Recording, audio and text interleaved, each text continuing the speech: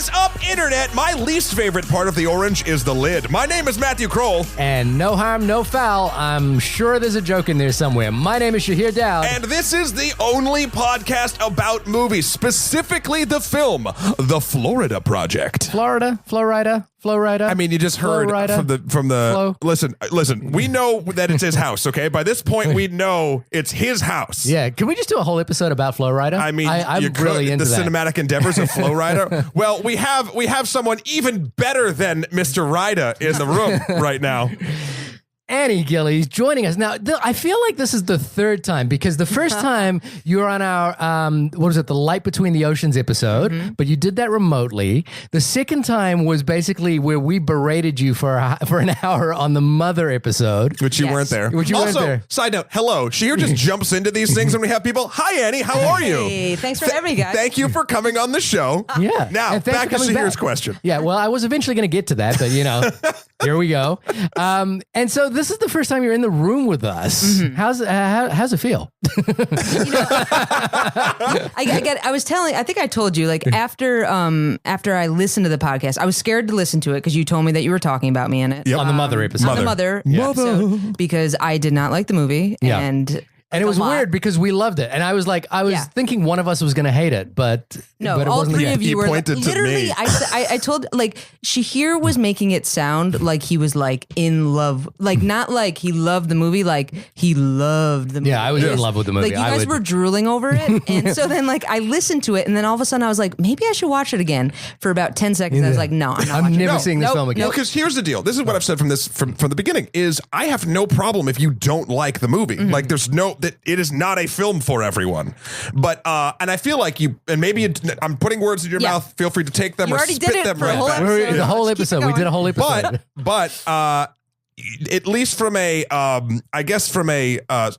even though the story that is being told it did not connect with you and you dislike greatly, but the craftsmanship behind the way the story is told, I feel, is something that from a media creative sort of standpoint, you're just like, holy crap. No, definitely. And like some of the shots, those, like all of that, but it was just like as an overall package, I didn't. And the whole metaphor thing, like I just, I guess I don't like movies that have metaphors that I have to be constantly like thinking about. Yeah. I think this would relate to an email that you got this week about Blade Runner. That is right. I think the conversation we're having right now would relate to an email. Sure. We got an email from a friend of the show, Jamie.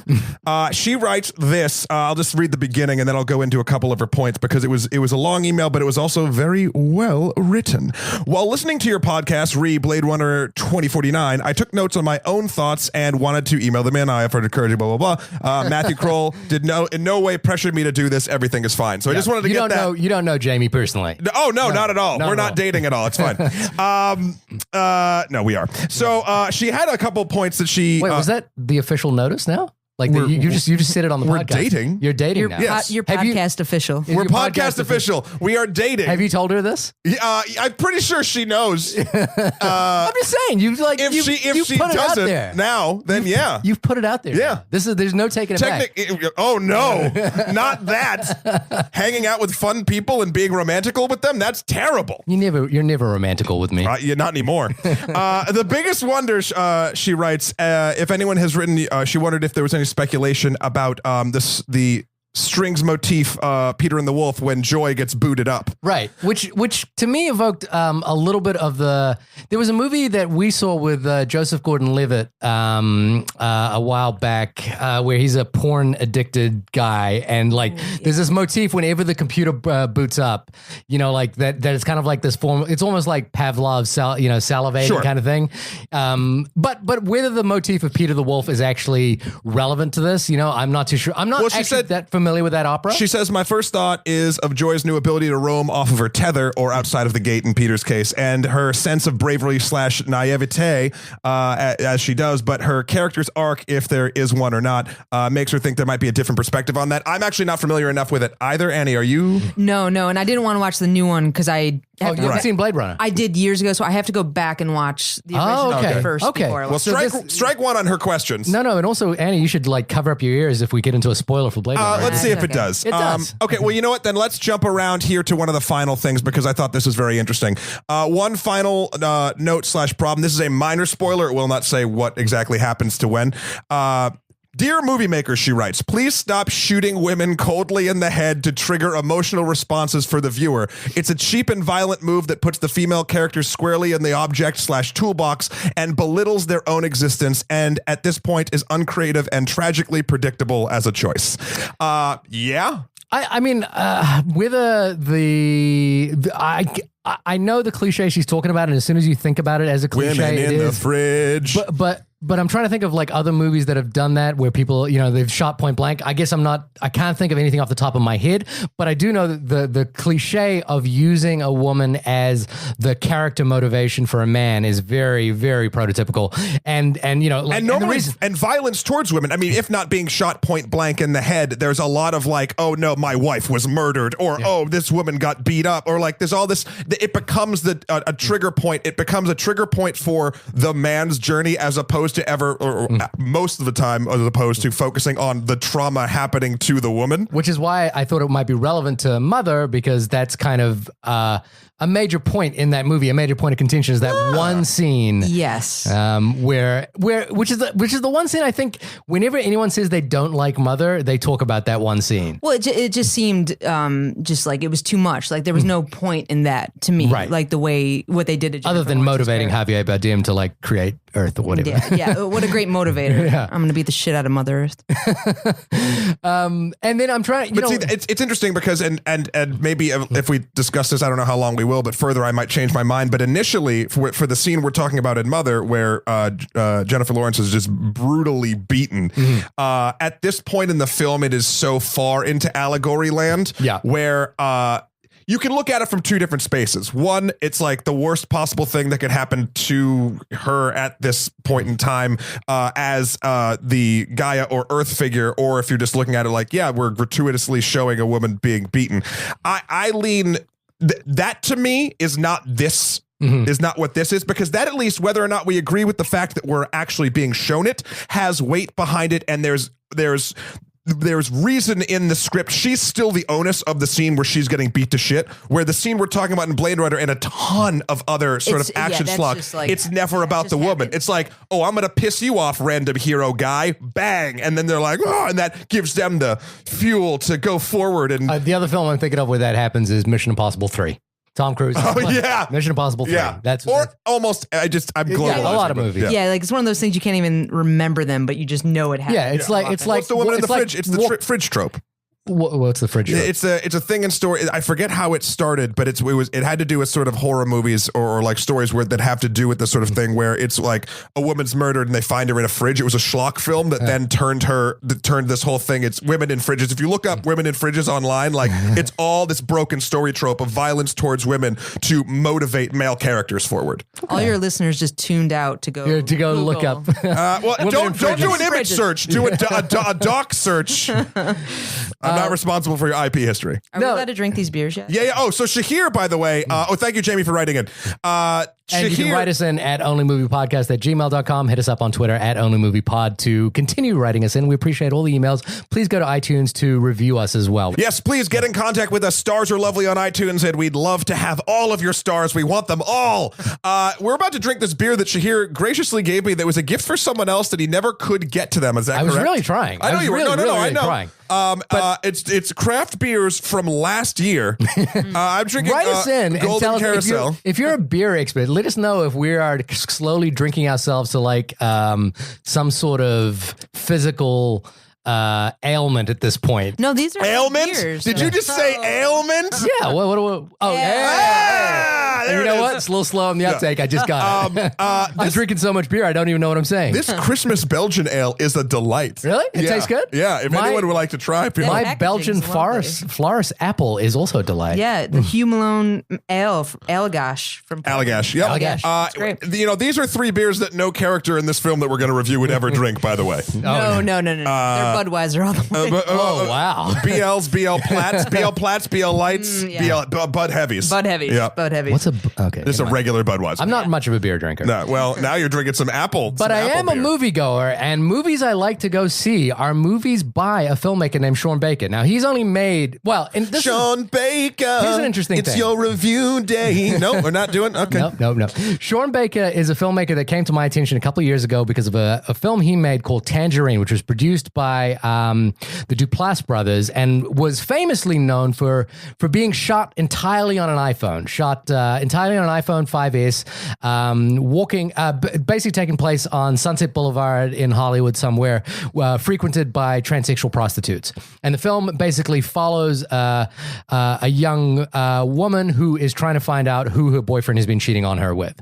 And it had this sort of like, again, it was famous for being shot on an iPhone, but it was also frenetic and it actually used the iPhone format really well. And it was one of those films that managed to transcend the story around the film. So maybe another film like that would be Memento, where it's like, oh, this film is told backwards, but it's actually a really good movie. Same thing with Tangerine, which was that, oh, this is a film shot on an iPhone, but it's a really good movie. It doesn't matter that it's shot on an iPhone.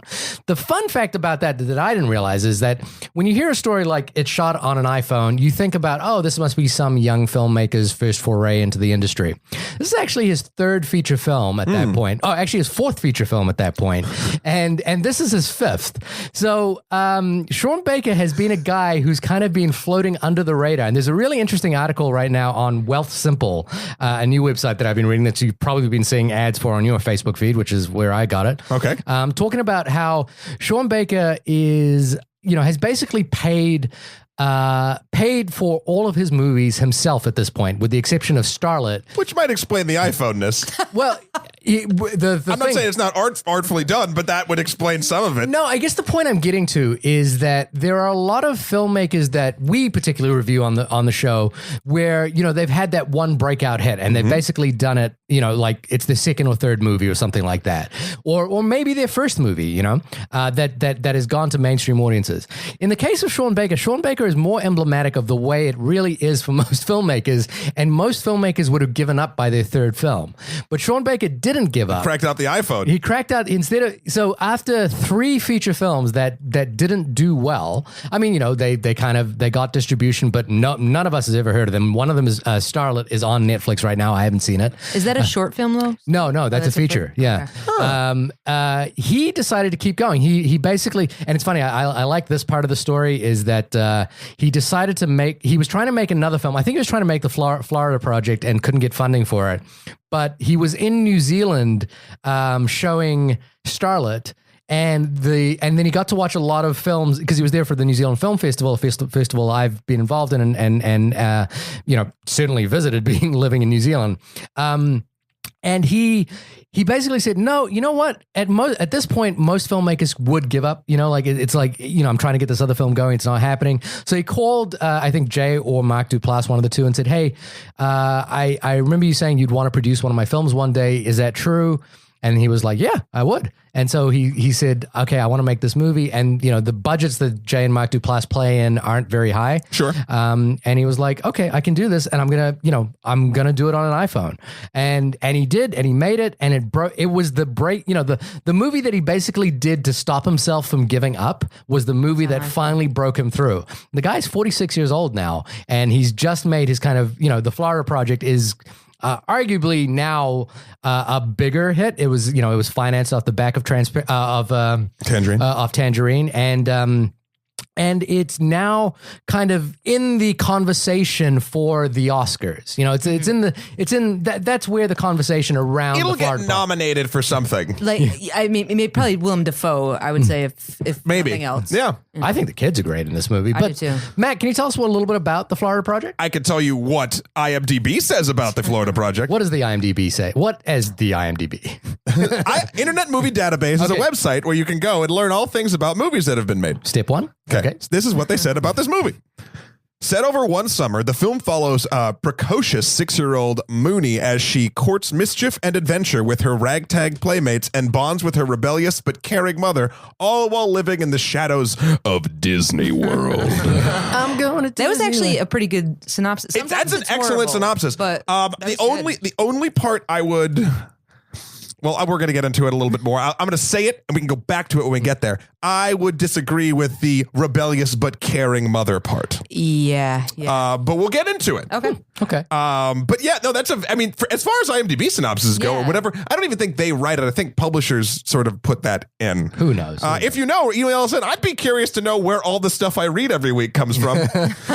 Could be anywhere. So Annie, had you seen any of? Had you seen Transparent or not? I keep calling it Transparent. It's Tangerine. Transparent. Very good. Different show. Excellent show. No, I hadn't seen Tangerine, but I had read about it, and I read about the iPhone, and also about the fact that he always hires like non-actors. Yeah. So like the lead in Tangerine had never acted before. Yeah. He just found her, I think, like near Hollywood Boulevard. Yeah. So I'd heard about it. I don't know why I never saw it. So that's I was intrigued when I heard about Florida Project. Okay, and I mean, what drew you to seeing it? Like, because, and the reason I asked that is this movie's not making a lot of money. It's barely showing. I mean, it's showing at a fair amount of theaters. 122. But when I went to see it, there was maybe 10 people in the audience. 122 theaters nationwide. Despite being reviewed really well. Yeah. Despite, So I was at the Toronto International. I'm sorry, 112. Sorry. 112. I was at the Toronto International Film Festival. I saw look Mother. at you. Well, That's where I saw Mother. You saw Mother. So I saw and Mother instead of the Florida Project. Bad idea. There you go. But no, it got so much buzz there, and I wish I could have seen it, but I was only there for a couple days. So when it was coming to the New York Film Festival, I wanted to see it, and I had read about it, and even like that synopsis, it just sounds like like an interesting movie. Yeah. And, Willem Dafoe is great, and good reviews. So that's kind of what drew me to wanting to go check it out. Like a lot of people were saying it was one of their the most enjoyable movies that they saw at TIFF. Okay. What brought you there, by the way? Did you just go because you wanted to go? Was it through work? Was it through producing stuff? It was just me. I live in Buffalo. So you're right there. So we're like right there. That's great. And my girl, Alicia Vikander, was there. That's got where to you meet saw her. the picture. Yes, I got to meet her. It was very exciting. can we talk real quick about the Tomb Raider trailer? No, I will be back in March. Yeah. And Look, I haven't watched it. I hope the movie's great. Yeah. I love the games. I love her. Everything should be in place. I'm a little worried due to the trailer. yeah.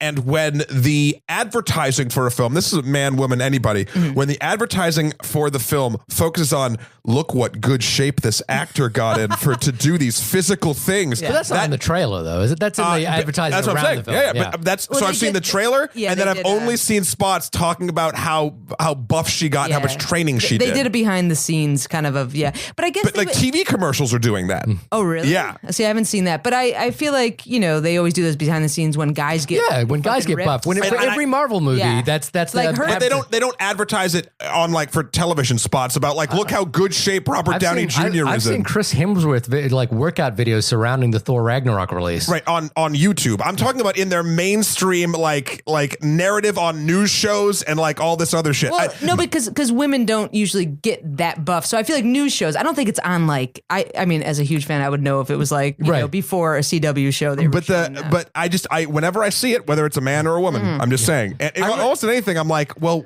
shouldn't we be talking about how good the movie is? Yeah. No, we don't need to talk about that.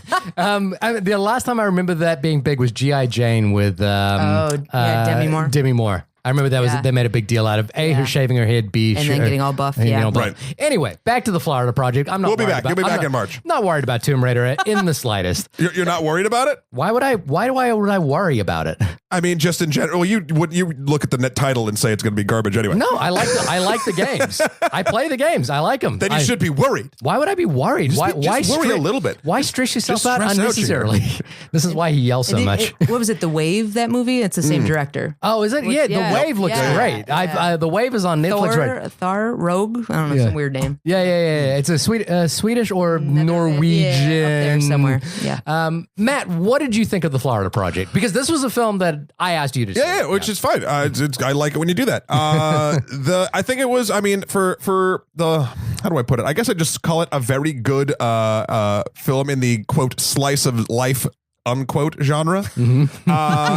Slice of life. It is. I mean, because it has a weird truthiness to it, a reality-esque feel to it. These are obviously it's not a documentary, but it's presented in such a way that, and the acting is so real from the actors and from the non-actors alike.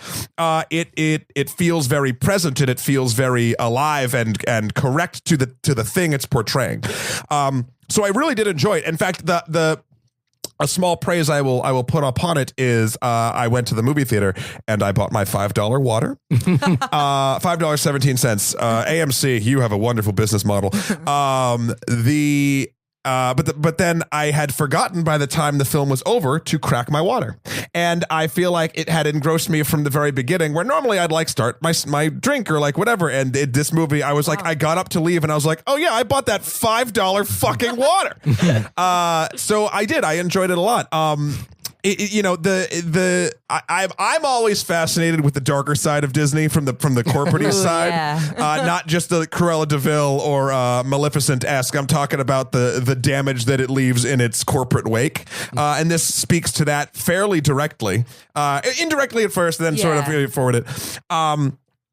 And I liked it because I went into this very cold, very Shahir-esque, didn't watch a trailer, didn't do anything. One thing I read about after the fact was that Baker had said he dedicated this film to the Little Rascals.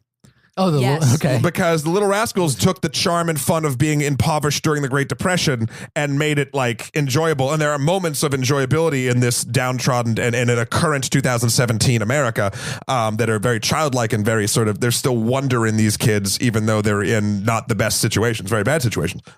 Last thing I'll say is so I saw this movie in the afternoon, okay, because I'm currently between gigs, and I love afternoon city audiences. It probably maybe had like 25 people in it, all like, were they old 50s or higher? Yeah. And after it, I just sat because it's quiet. There's not like booming music at the end. And I sat and I just wanted to be like, okay, I want to listen to what everyone thought of this. So here are some things that I overheard that I wrote down as quickly as I could type them from a general audience from a 12:45 showing at the AMC or the Lowe's 13 uptown in New York City. This is one. Oh, well, such is life. Okay, great. Another one is, it's such a slog to watch stuff like that. Have you seen American Honey? Oh, someone said that. Yeah. And they said, it's such a sad commentary about our country. Then someone else said, well, that was 2 hours of bad parenting examples. And then finally it said, it's so sad, but what are you going to do?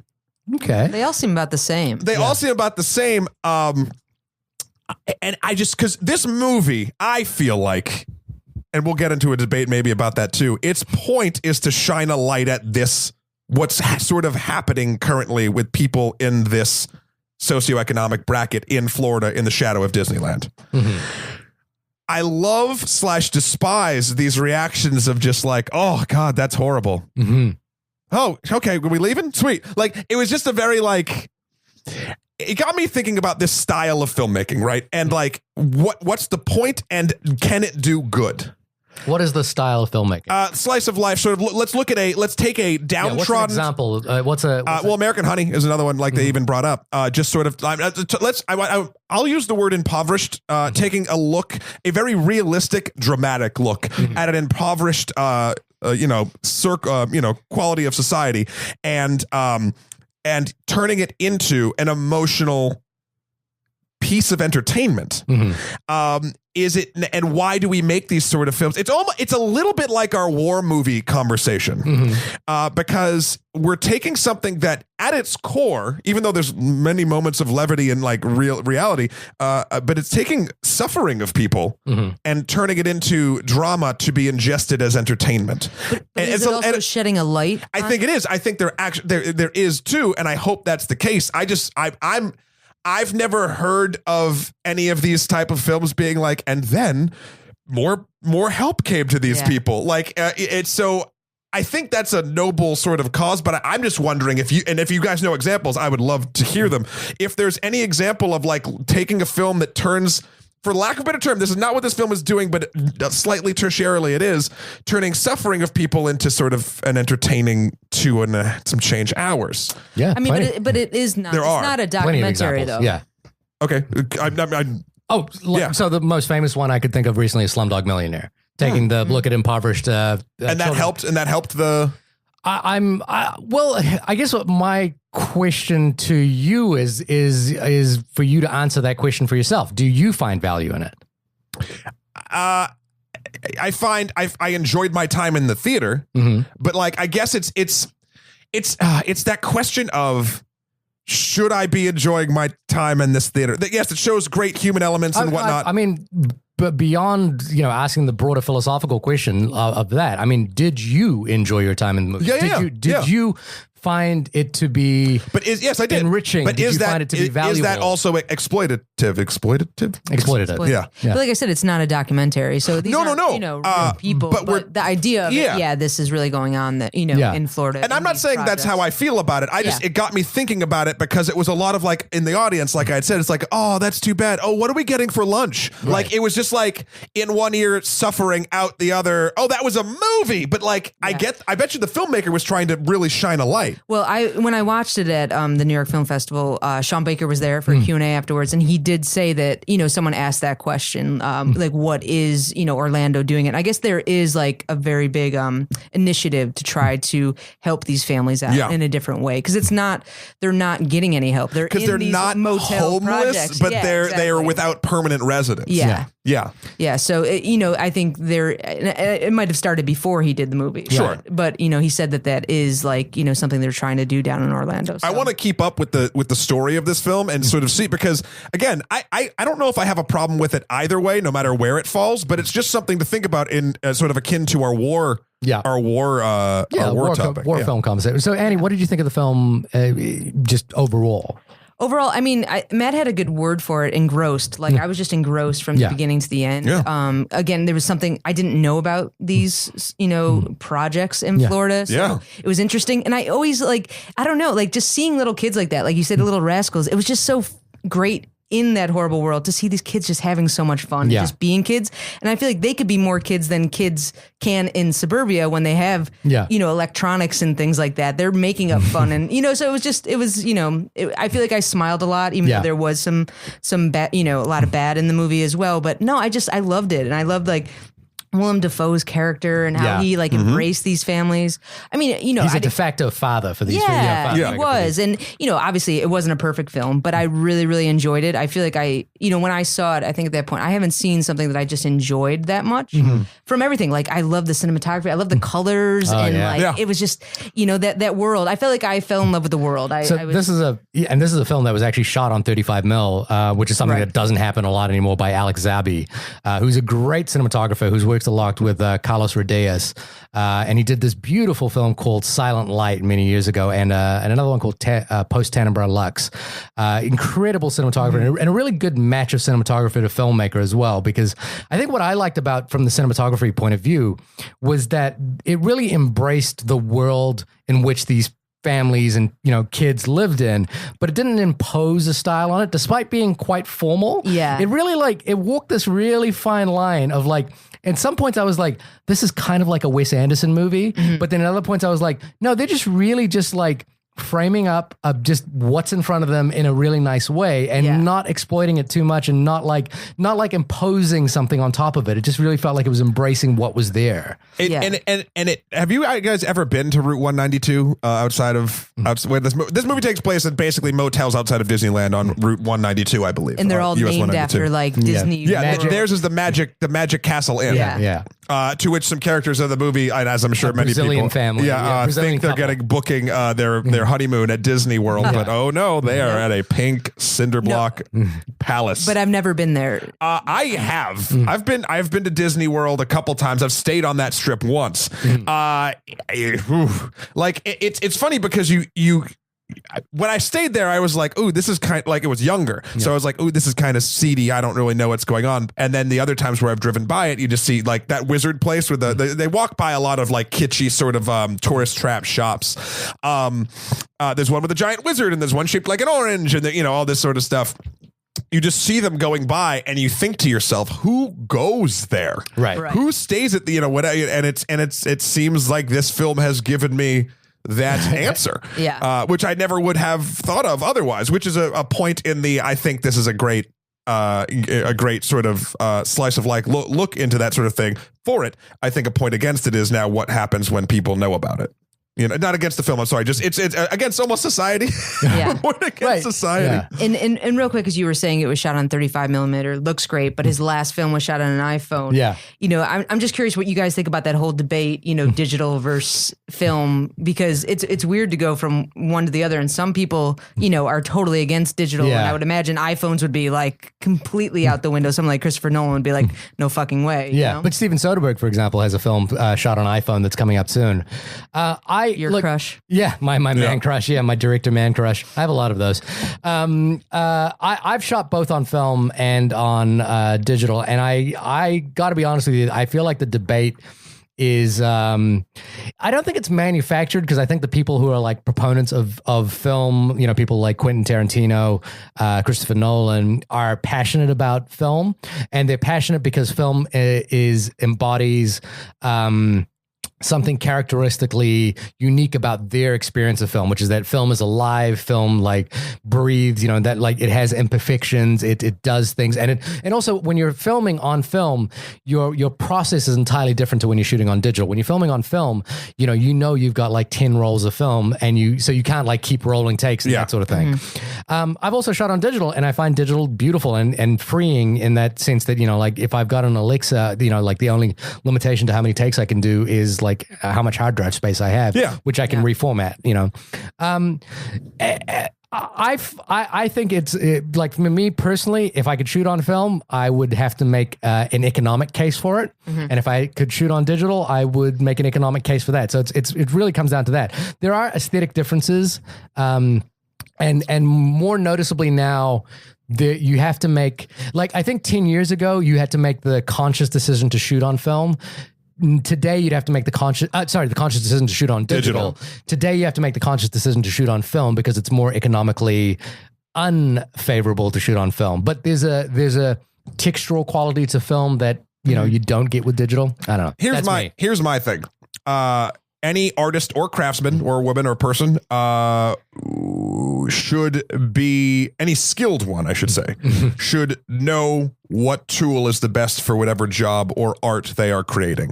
There are pros and cons that Shahir just laid out to sort of both. The monetary is obviously a factor because we live in the real world, but I always have a problem with people, especially people that are entrenched in an industry or a style of something, that are just like, no, that I do A and B is garbage because of this, and that. It's like, well, no, maybe A works better for the style of thing you do, and that's entirely, it could be 100% true. But these sort of staunch debate, and Shahir actually kind of said how some of it might be manufactured just sort of in the buzz industry or whatever. When you get married to a tool, you are no longer being as good of a craftsperson or artist that you could be. So I'm for whatever format works best for whatever project someone, myself, anyone is making. I think they're all it's a lovely cornucopia of tools you can use to make films. Sorry for the side tangent. No, that's great. That's what you guys thought. So Shahir, what about you? What did you think of the Flow Rider project? The Flow Rider project. I'm always up for Flow Rider, I got to tell you. You are wearing your apple bottom jeans and your boots with the fur. Yeah, and I drop it. Is it? No, he doesn't drop it to the floor. Somebody else does. Who drops it to the floor? I mean, he might. He gets low. Welcome to his house. Is that Flow Rider? Yeah. All right. Yeah. Welcome to his house. I wanted to do this film for a couple of reasons. First off, I wanted to do it because I wanted to see a film in the movies at the theater that was emotionally resonant. That's blatantly what I wanted. I want to go into a movie and I want to feel stuff. That's why I go emotions off screen, not like other people. I mean, I try to keep my hands to myself, but sometimes you got to do what you got to do. Keep my hands to myself. So I wanted to see a film like this, and I got to say, this was actually a profound experience for me because I'm working on a couple of projects right now where I feel like the conceit or the concept takes precedence over the emotional authenticity of what we're doing. And what I mean by that is a challenge. It's a challenge. And what I mean by that is with a couple of the other projects I do, like Automatica and Cymatics, which are very technical projects, there's always a push for me to do projects that are kind of conceptually big, and focus on that. Whereas the thing that I was like, when I watched this and I was thinking about it a lot was like, oh, you know what? It's such bullshit that I spend so much time thinking about like, oh, is the concept something someone will buy versus like just being true to the actual material. And what I loved about this movie was that it felt without a doubt 100% authentic, even though I don't know this world very well.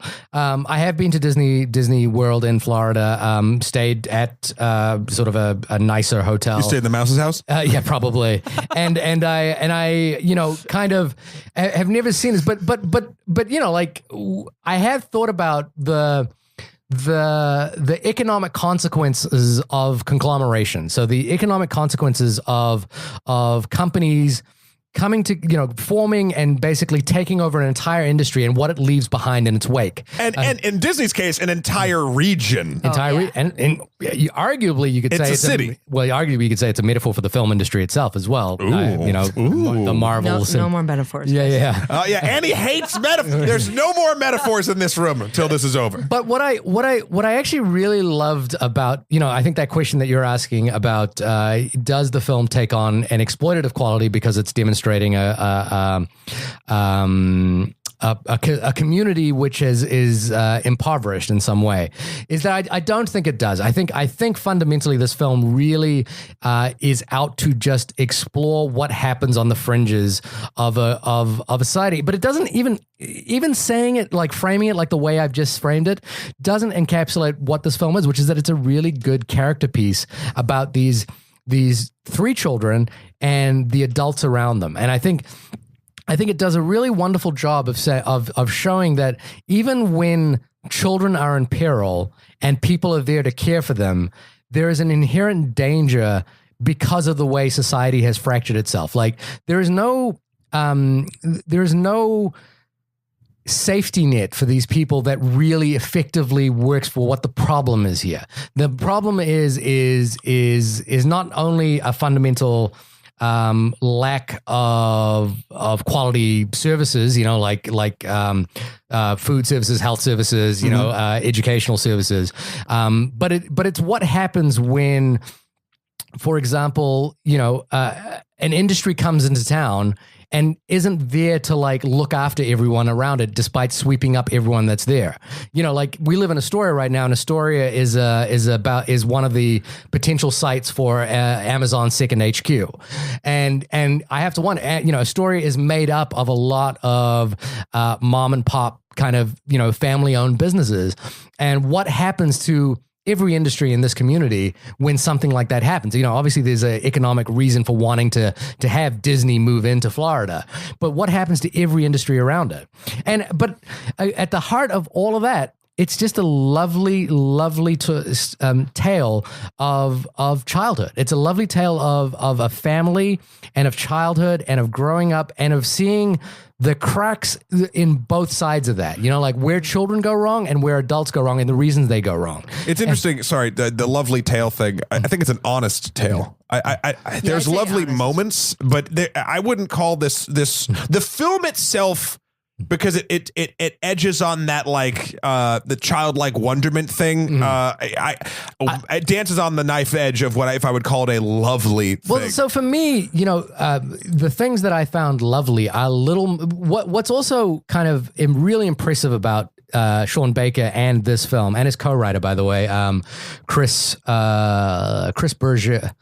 Bergeau, is that they have the confidence in their audience to just let scenes play out that don't have like major narrative consequence. And so when I say lovely, the things that I found lovely are Moonee and her friend going out and finding a cow paddock, and just the safari moment. Yeah, and it's just like this beautiful little moment where it has no narrative consequence. No. It's just this lovely little moment of like true beauty.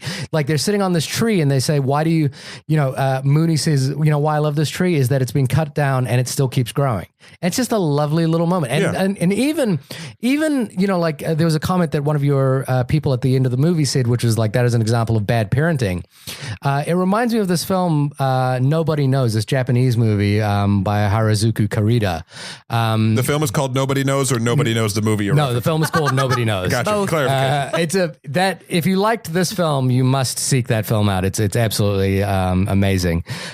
Is that it demonstrates no matter how bad a parent is in some cases, the parent is needed by the child, whether they realize it or not. And like there's a scene in this movie where Moonee and Haley, the mother, run out in the rain. And just basically just have this like lovely moment out in the rain where they're just playing together. And it was just like, she just needs her, like I know she's not a very good mother, and she's like all of her choices are bad choices, but she just needs her. And this, like what's great about this film is it doesn't strike a judgmental tone about that. It doesn't feel like they're actually being judgmental about what this character is. It's just showing that doesn't. Okay. But there's no way. This brings into my main point about this movie. So, we're going to get into spoilers at this point because I'll need to do examples and whatnot. But I have in big, bold letters in my first thought sort of thing: nurturing love versus responsible love. Okay. Now, the rain moment is lovely. And this is a daughter bonding with her mother in a very, nice moment. And there's an emotional connection there. And when you say Moonee needs Haley, even despite this thing, I disagree. Moonee needs somebody who will be in that role as a sort of a nurturing love moment like that, but also a responsible taking responsibility for the child that they brought into the world. I had a hard time watching this film. And please keep in mind, I know my opinions come from a place of privilege and all of that jazz. But I've known people who have not come from that sort of that the same places that I have that still fall into both of these categories of love when it comes to parenting and even caring for their friends and family. I had a very hard time even getting behind those moments where it's supposed to be happy of a mother and a daughter, because I'm just thinking to Haley, I'm just like, you're awful. Like you want all the good moments from everything in life, but you're not doing anything to sort of to better the life of the person you're supposed to care about the most. Yeah, and I would say like the thing that I didn't like about the film was actually Haley, the mother. Mm-hmm. So all the kids, Haley, her friend, none of them were actors, and I feel like you couldn't tell. These kids were like so great. So anytime the kids were together or the kids were with Willem Dafoe, I was just mesmerized. But anytime they were with Haley, that was my only, because I just was it the character or the actor? I think it was the actor. Really? Okay. I thought it was the character. I thought she did a great job portraying that. But then I saw her after, and that's her. That's her. Right. So she was cast off Instagram, by the way. She was cast off Instagram. She's I believe a Brooklyn native. Yeah. So her name, is Bria Venate. Yeah. So that was my only thing. When they were together, I didn't feel that connection. I almost the whole time wanted to be like, I hope Moonee could go to a different family. Yeah. Right. So that was, but like I said, when they were with the kids together, like they were just such these honest moments. And again, Willem, and I knew they were improvising, and you could just tell, And I take those moments of I keep going. Let's go with the rain moment, or when she takes them to the fireworks for her friend's birthday. Yeah. It comes off to me as a little Stockholm-y syndrome, because the child knows nothing else. The child knows this is my mom, and my mom takes me to do fun stuff, but the child also doesn't realize that she's ignoring them, putting them in a bathtub while she does questionable things with men, and also just sort of even from a nutritional value sort of thing, like the food that she feeds her throughout this movie is absolutely terrible. And again, I know that's a socioeconomic thing, but we never see Haley make any, and that's a sort of a telling thing of the generational systemic, sort of roll down of all of these horrible things. But Haley never does a thing to better Haley's life in any actual way. Emotionally, yes, once or twice there's moments, and she she's never responsible enough in any proper way to make me like her as a character. I do think this is more of a credit to the director and to the casting this now actress in this role, because you knew that was her. And that's not a slight to her character. That's just, that's a 24-year-old woman who is not an actress, who has certain priorities in life, and she portrayed those as only now if she had a kid. So it was That's interesting, because I think the thing I guess maybe I walked away from it thinking about was, what is Haley supposed to do? That's the question. Yeah. Because the thing is that she, at that level of poverty, your main concerns are primary needs. Like, okay, can I get $38 to pay my rent this week? So in order to do that, she goes out and she buys, cheap perfume, and she sells it at a markup. That's kind of what everyone does. We all provide services at a markup. That's what our lives are. Then we provide podcasts at a markup. Yeah, we do. So we make it for $0, and we're charging 120%. Yeah, 120% of that. Zero. And then her ability to do that is not sustainable, obviously, because she's going to get run out. And she loses some money doing that. So she turns to prostitution.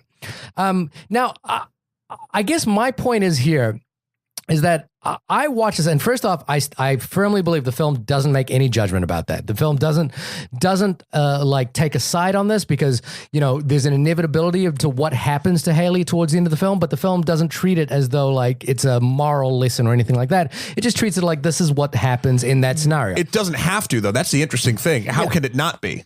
What do you mean? How can it not be a moral lesson? The film's not judging. The film's never saying, look at Haley, she's a fucking bad mother, but she's showing you all of the shit that she's doing bad that definitely, in my opinion, outweighs the good. It's not spinning the character. But it's not being preachy. It's not being preachy about it. And it's also the thing that I'm kind of thinking about here is that I think, safe to say the three of us have never lived in that scenario of poverty where we may have gotten pregnant very young. We may not have finished high school. We may be living without any financial, social support around us, and our ability to comprehend and make choices is ultimately compromised. Yeah. And that's what that's what plays out. And it's what I think is lovely about the film is that it shows us moments of levity within that backdrop. The whole film, yes, this is not a good situation for anyone involved.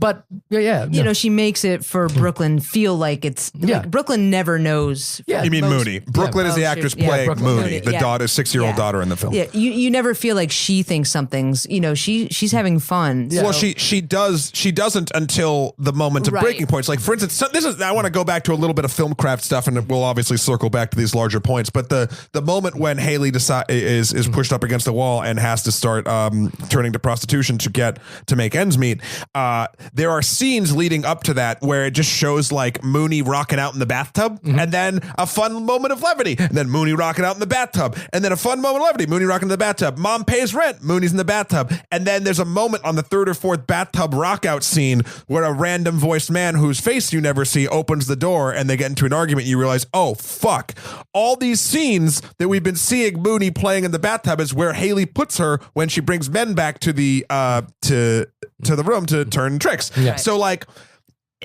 that to me is an amazing. That actually speaks to what you sort of said, Shahir. Is the film does a lot of things like that where it does not it never treats you as stupid, and it lets you sort of make your own calls. And when that sort of hit me, I was like, oh, no. I was like... Oh, yeah. When I was watching it, I was like, God, why are they doing, these back... Yeah. I wasn't picking it up at first, and I was like... such a nice... Oh, shit. Yeah. So kudos to everyone involved in that sort of aspect of that might even have been an editing choice maybe at the point. But no, it felt a little too narrative. I felt like it was a conscious decision to it's reflective of the entire movie itself. And one other thing about, I feel like movies where you kind of see this with, a young mother in these circumstances is she wasn't like a druggie. No. You kept on waiting. Like when you first saw her and she's kind of haggard and, that white trash and, she smokes and drinks, but you're waiting to see a needle in her arm or something. And that never happened. I think the point I was making is that she could be doing that in this film, but I don't think the film would be making a judgment call about it. It would just be saying, well, this is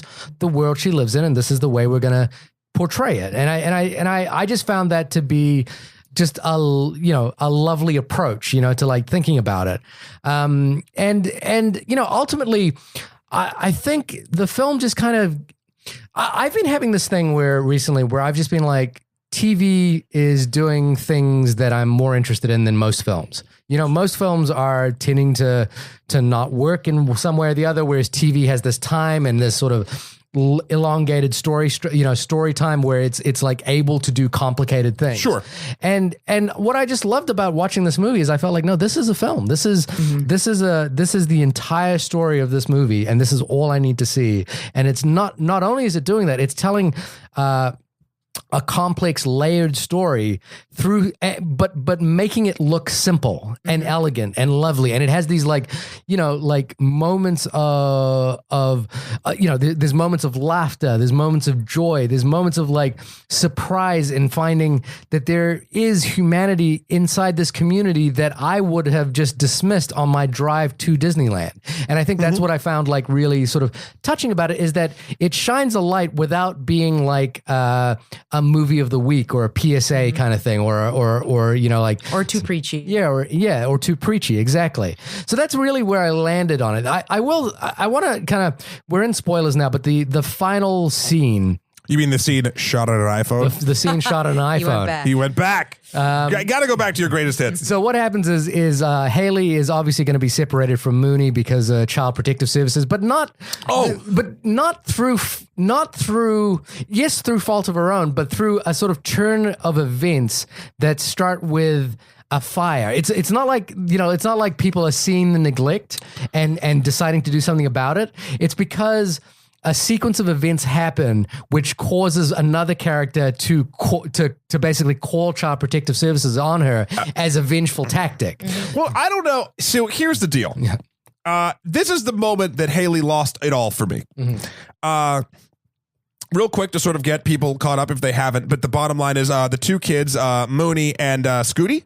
Yeah. Was the name of the other kid? Yeah, Scooty. They go to these abandoned tenement buildings and they light a pillow on fire because Scooty's got a lighter with a naked lady on it, and they set that up. Well, funny. Cut to them running back, being like, "Don't tell anybody this never happened." Blah, blah, blah. There's a third kid, obviously, as well from the other hotel.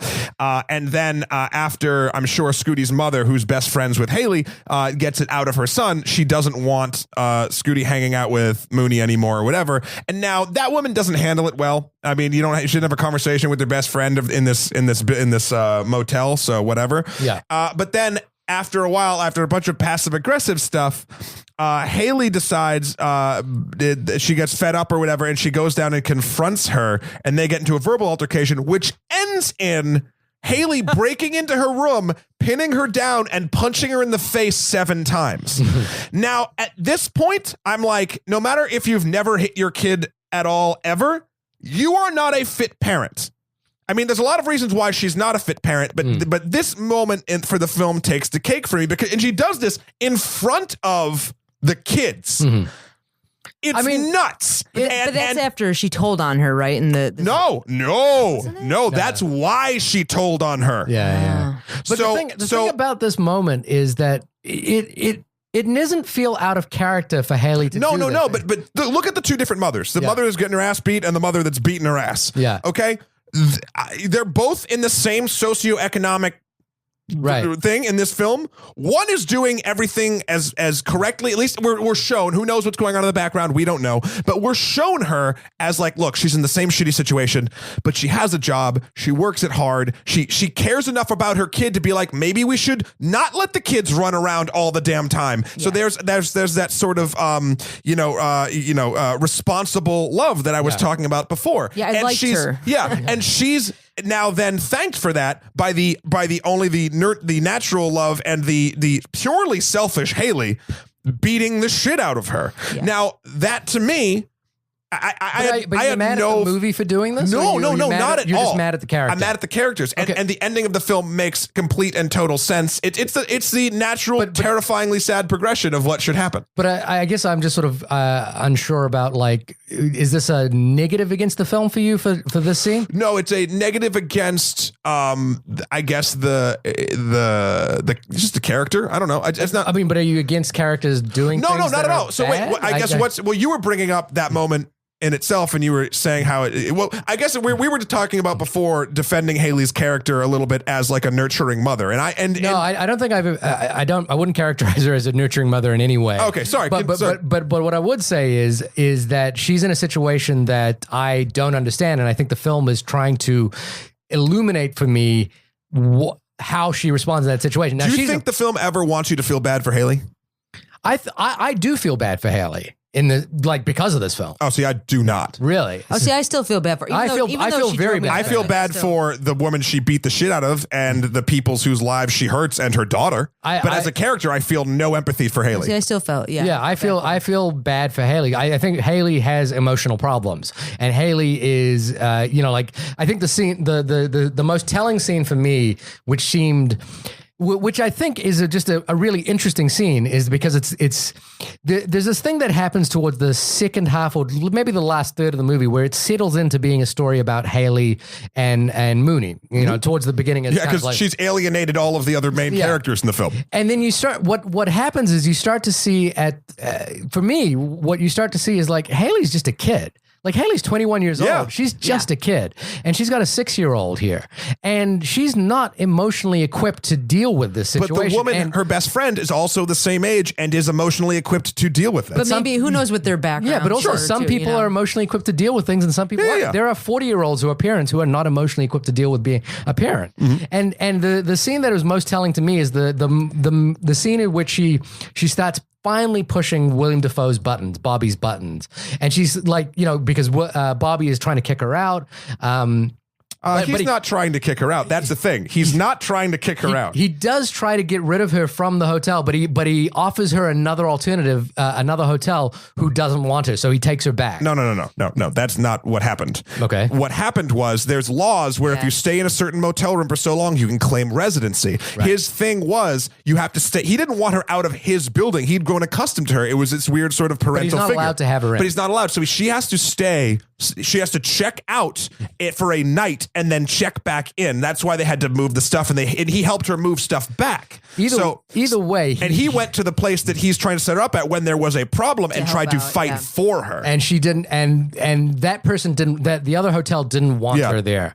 And so, but she finally pushes his buttons so far that he's like, "Look, I've had enough of this. I just can't deal with this. I want you. If you don't leave this room within 3 seconds, you're out of here." Yeah. And she walks out, and then she walks out. She grabs her sanitary pad and she slams it up against the window. And it's like the thing to me there is that is the child's reaction. And that's the point at which I realized that Moonee and Haley aren't that much different from each other. No, I know. And I'm not, and it's funny because we're debating I guess what we're debating is different aspects of humanity and where we sort of link up and where the three of us sort of feel bad for people or not. I didn't think of her as a kid there. I thought of her as like an asshole. Right. Like that. Right. Because she's an emotionally stunted Sure. And there are reasons in the past that this movie doesn't get into as to why she would be an emotionally stunted child asshole. But that, I guess it's that weird sort of place where at what age, I mean, I know legally, but at what age do we all accept people for being in control of their own actions? Right. And Haley has a daughter. Haley, she's obviously not doing it well. Yeah. But when is it okay to dislike her or not feel bad for her? Right. I mean, I don't know the full answers to that. That's something that's and I think who knows what happened right before it. Was there a guy in their life that was taking care of them? Who's Moonee's father? But. Yeah, I mean, like I said, I just had some issues with the acting of her. Because I think if it was someone just that had a little bit more depth, I would have felt more for her.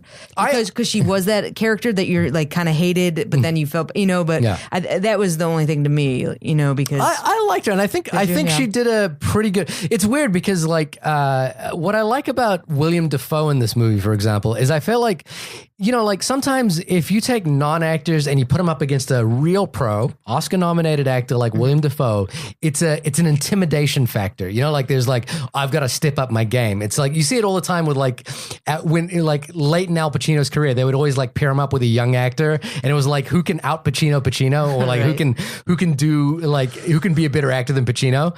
And what I like about William Dafoe in this film is I don't feel like he is intimidating anybody. I think he is like this gentle figure that even I think in rehearsals, even in casting of this film, I watched a couple of interviews with them, and he's just like, like he just laughs at the fact that none of them know who he is, and he's like, yeah, no, nobody knows who I am, and that's totally fine. Yeah. He doesn't seem to bring an ego to it, and I think what I like about that is that the actress playing Haley doesn't feel intimidated by him, and I feel like she's being authentic, and so I feel like she's just, like when she does stutter her lines, when they do come across as unconvincing, it's not because, like she's acting badly. It's just that's who she is. Well, he just matches tone with everybody. He stayed in that hotel, I think, for a week or two before the film to sort of get the native dialect down and to just sort of people watch. He stayed there, which is always good to do especially when you're a seasoned actor being paired with non-actors. Being paired with kids. I mean,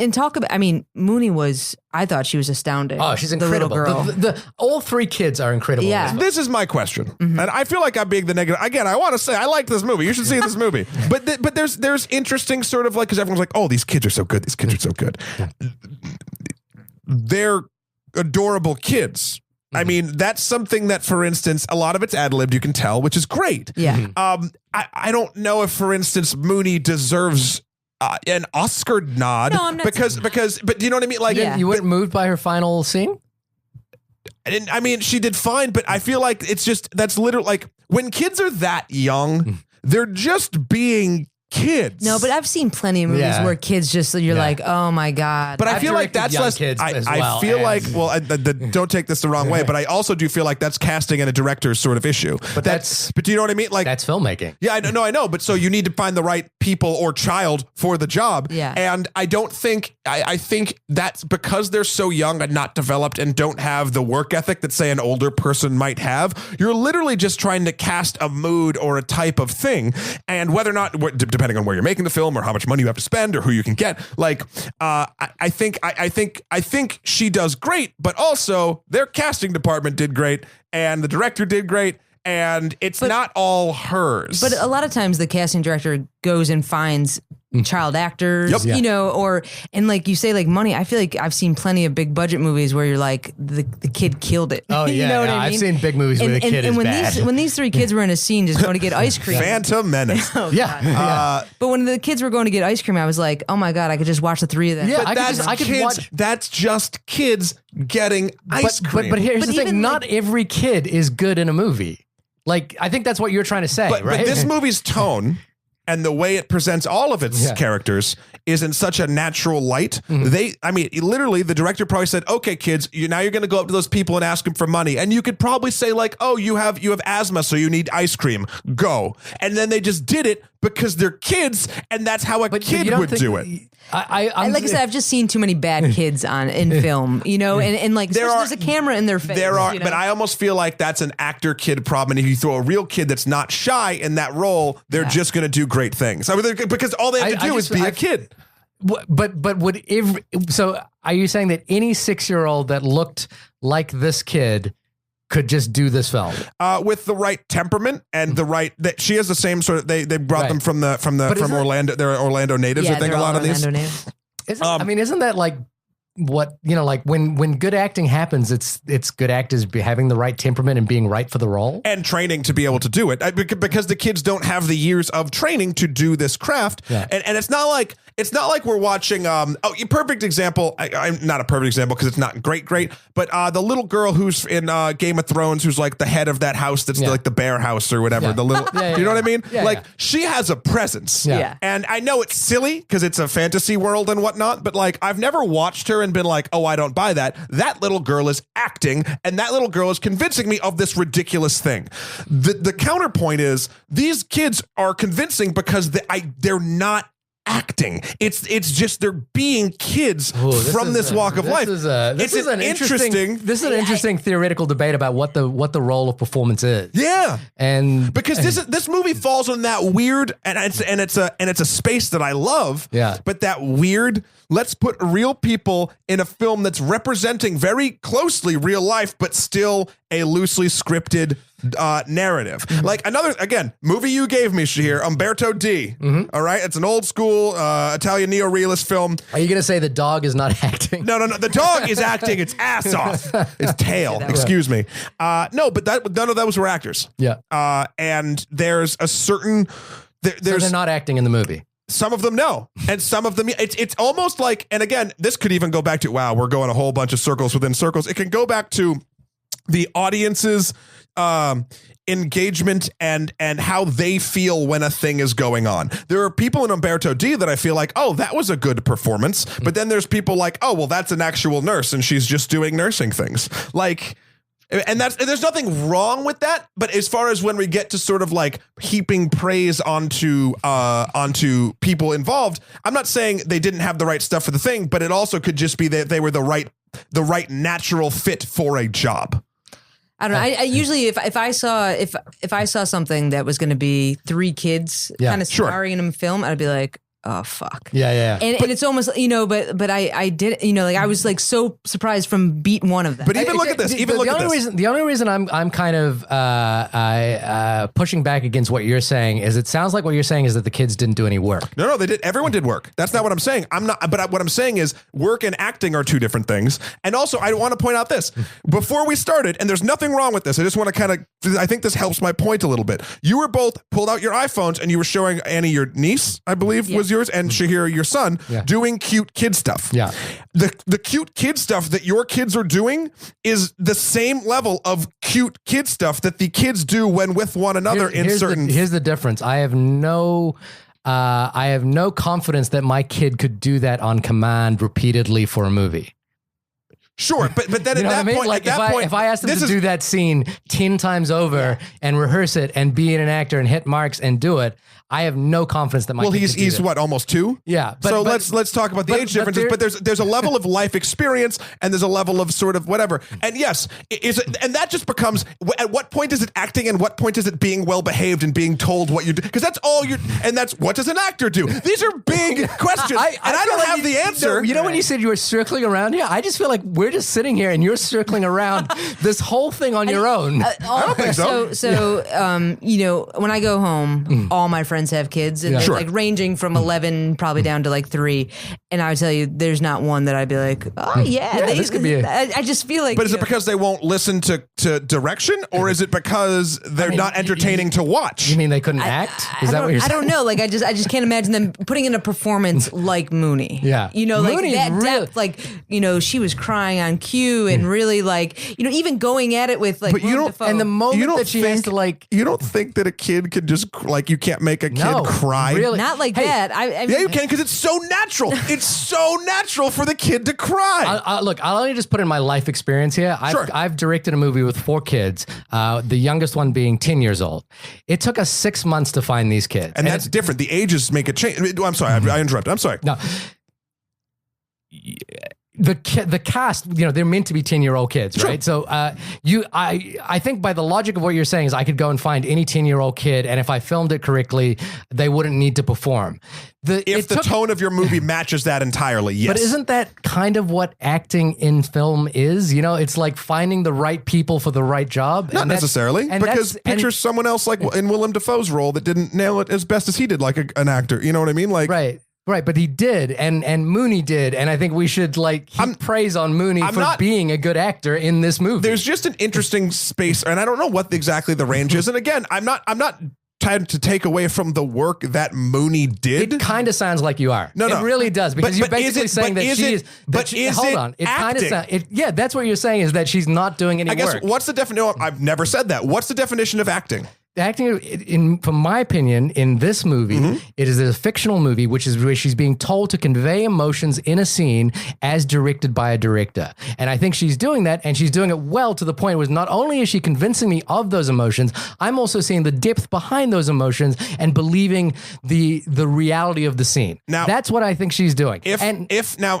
this is such a hard thing to sort of I'm trying to think of an analogy to sort of bring it home, but like what she's being asked to do is incredibly natural. It's like asking water to be wet. Now the container you put water in can vary, and that's someone else's decision. Water doesn't decide what glass it goes into. She doesn't really live in, she has a family. Like I read about her. So she lives in Orlando, but she doesn't live in the project. Sure. You know what I mean? So she goes to, school, and she's got friends, and she's got a big house. Her mom's, I think her mom's like in some sort of entertainment something. So, it's not like she's just again, a kid from the streets. But this does but feel even like, if she was but a it kid does from the feel streets. like, it does feel like because of her age, and this again is not a slight. I'm just saying because of her age, a lot of what she's able to do is natural, whatever that is. It's Tom Cruise-esque. It's Tom Cruise-esque because we talked about before how Tom Cruise just has that Tom certain. Cruise is not a good actor. He's just natural. No. He's worked a shit ton to be that way, but he also has that boyish charm. We forgive him for a lot of weird random shit, but we're like, oh, Tom Cruise is so good because he's got that smile that when he just looks at you.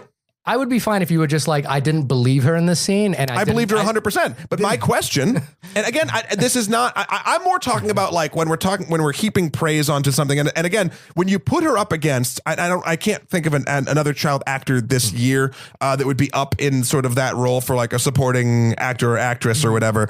But like for instance, if you put Moonee up, she's the main character, would you say? Yeah. Okay, so what's another person, an actress that did amazing work this year? I don't know.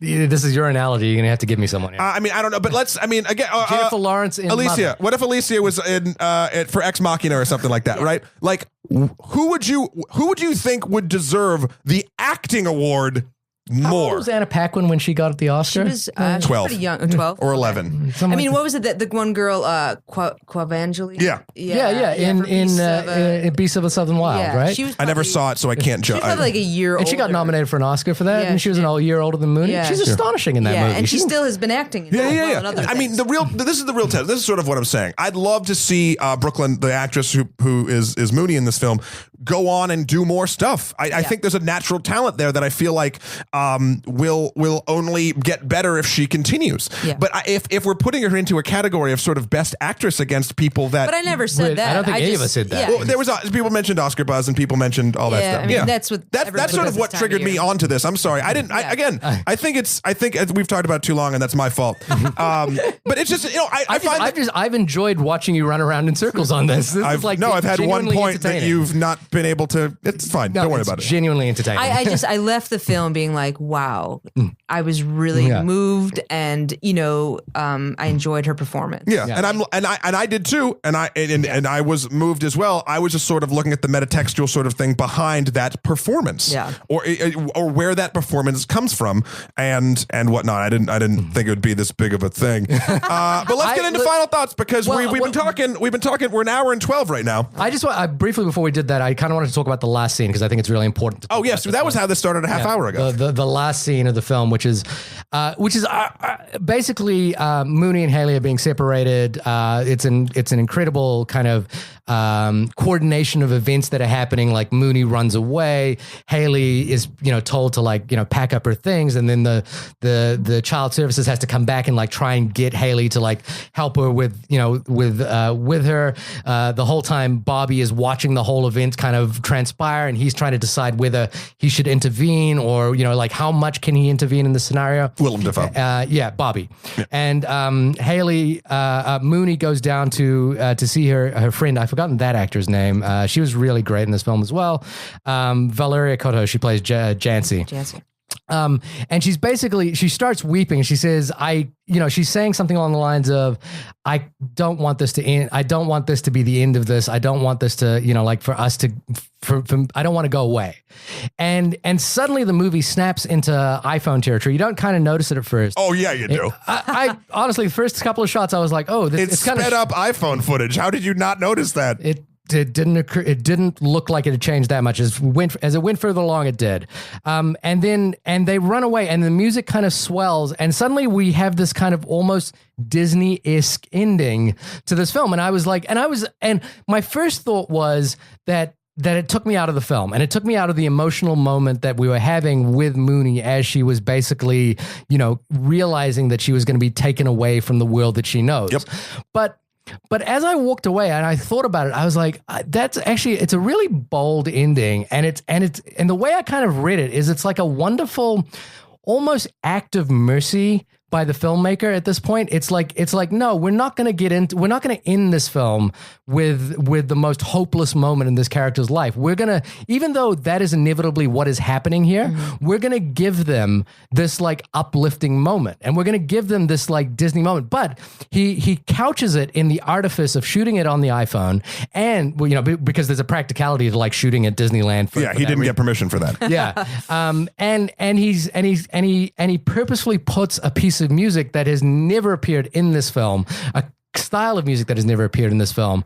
So he really is like this is not like a sort of just like, I'm just going to give them a happy ending thing. He's really saying, I'm going to give them a happy ending, but I want you to be conscious that I'm giving them a happy ending, not the story itself. And I just thought, and I walked away going, that's just like a lovely moment, almost an act of mercy as a filmmaker to these characters. And it kind of like, it entrenched the idea that this was a non-judgmental film to me. Annie, what do you think about that? Well, I wasn't sure if it was just their, like their imagination. That was my whole thing. Like because of the style change? Yeah, the style. It's possible. It probably was. Yeah, so I took it as I like that idea of, just like what they would imagine to be doing in that horrible, she was in that horrible place, she was breaking down, she was going to lose her mom, her friends, and I like that they brought it to there as well. But it did snap me out for a second until I kind of thought about it more. Yeah. I was shocked that I loved the ending.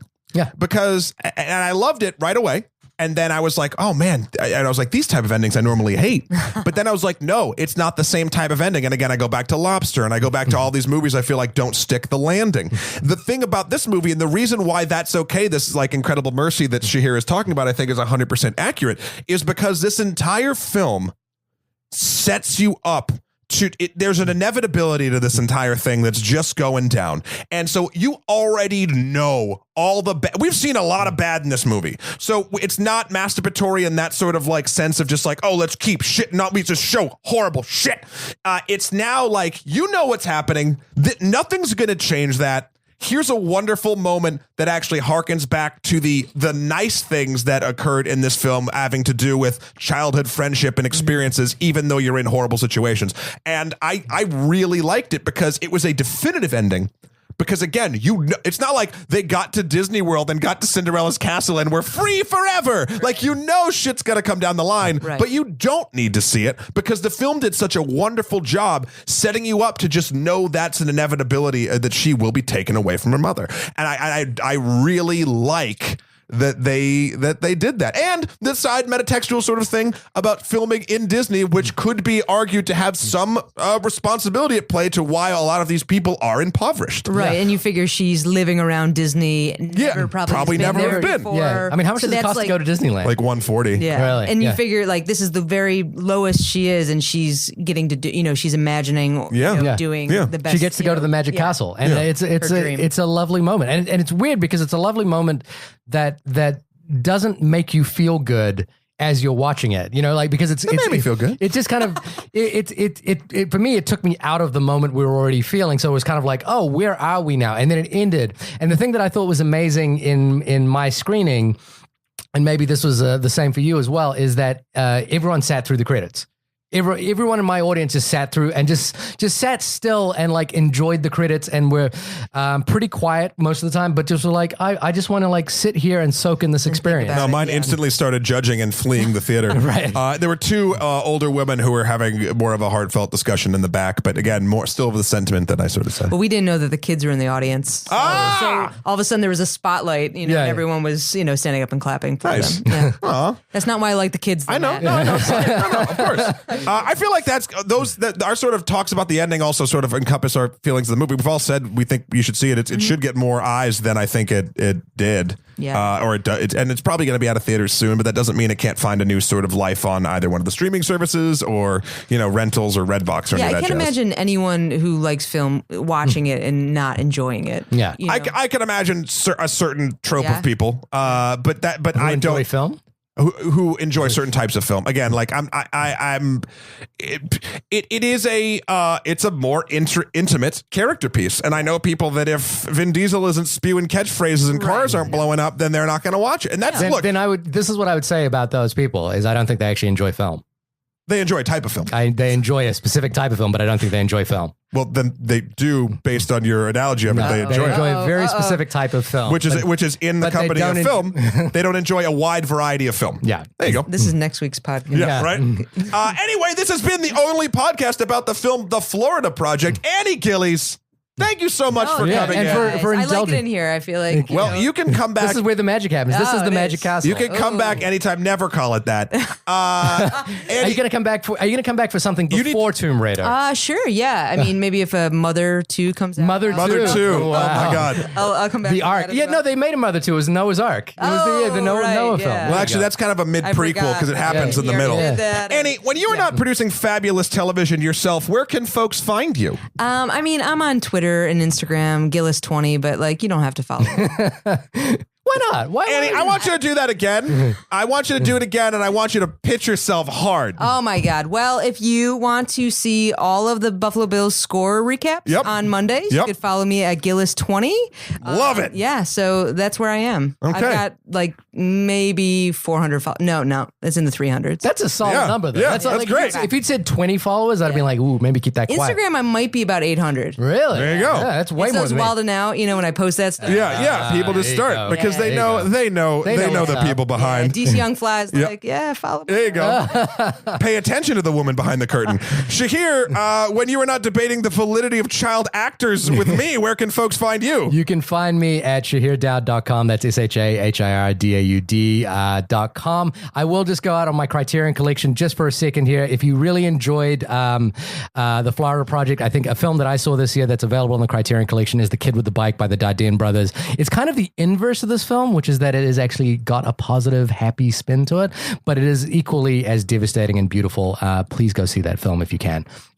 Matt, when you are correcting my analogies about people, the subgroups and cultures within film, where can people find you? Well, when I'm doing that, they can find me here on this podcast. But when I'm not doing that, they can find me at Emperor MSK on Twitter, Skeletor, the number 4, PREZ on Instagram, or www.matthewkroll, that's MATTHEWKROL.com for my life and works. And you can find us at onlymoviepodcast@gmail.com. That's where you can send all of your thoughts about the Florida Project or any other type of film-related accoutrement. Also, you can find us at Twitter at Only Movie Podcast and review us on iTunes.